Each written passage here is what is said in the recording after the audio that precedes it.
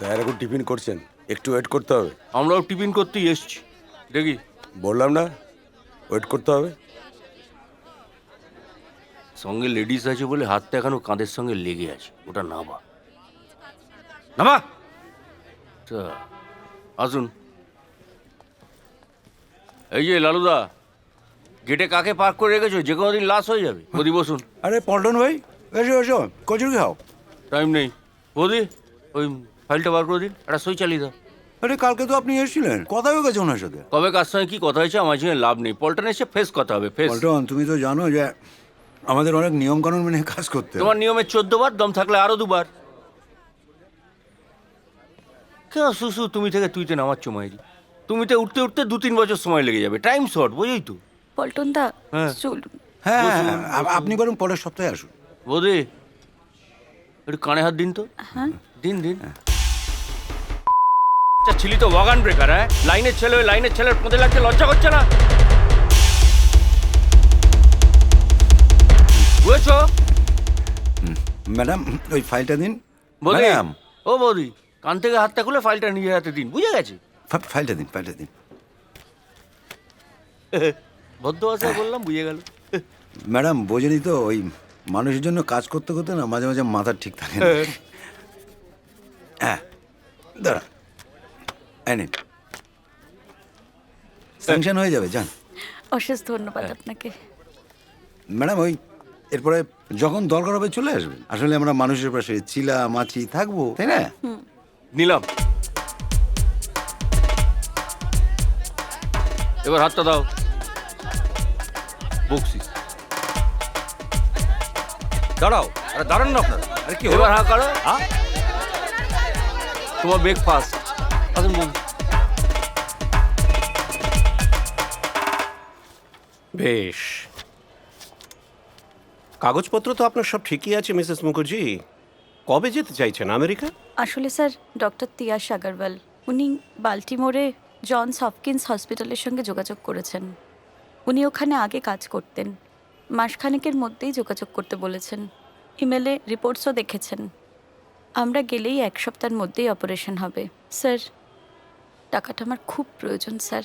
আপনাকে সাহায্য করতে পারলে আমি সবচেয়ে বেশি খুশি হব মিসেস মুখার্জি, কিন্তু এটা স্যাংশন করার জন্য আমাকে মাস 3 সময় দিতে হবে। 3 মাস?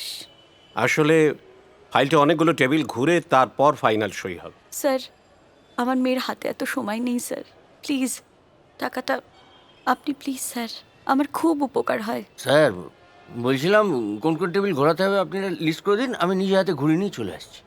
মানে এখানে প্রায় আসি তো, ঘর বাড়ি হয়ে গেছে। শুনুন, সরকারি কাজকর্ম এভাবে হয় না। উনি তো মিথ্যেও বলতে পারেন, সেটা আমাদের ভেরিফাই করে নিতে হবে না? ও, মায়ের কাছে মাসির গপ্প করছেন স্যার?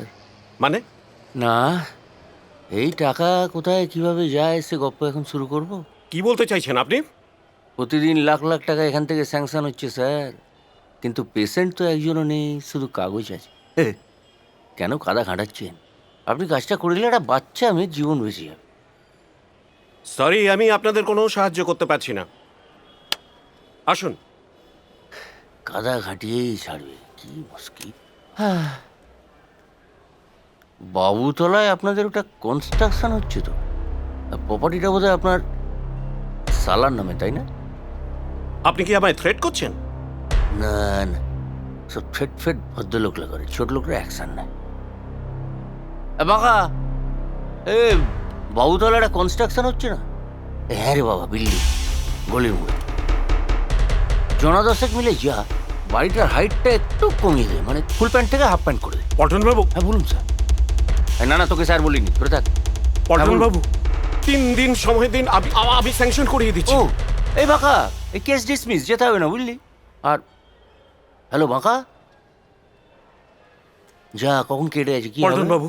পল্টনবাবু, আপনি আর একবার ফোন করে ওনাকে বুঝিয়ে বলুন, হয়তো না বুঝে চলে না যাবে। না না না, আপনি টেনশন নেবেন না, ভেঙে দিলে ওরা জোড়া লেগে দেবে। ছোট লোকদের কথার দাম আছে, কিন্তু এবার আপনি বলুন যে আমরা কবে আসবো। ঠিক তো, রেডি? দিয়ে দিন। মানে আমি প্রসেস করছি, ও বুধবারে আসুন। ও ও, হয়ে গেল। বৌদি চলুন, আসুন আসুন। পল্টনবাবু, হ্যাঁ পল্টনবাবু, হ্যাঁ স্যার।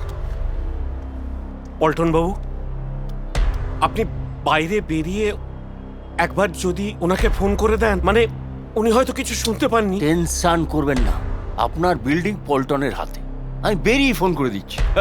আসি, চল। পল্টন দা, হ্যাঁ, চেকটা পাবো তো? যা ডোজ দিয়েছি না, বাড়িও এসে দিয়ে যাবে, চলুন তো।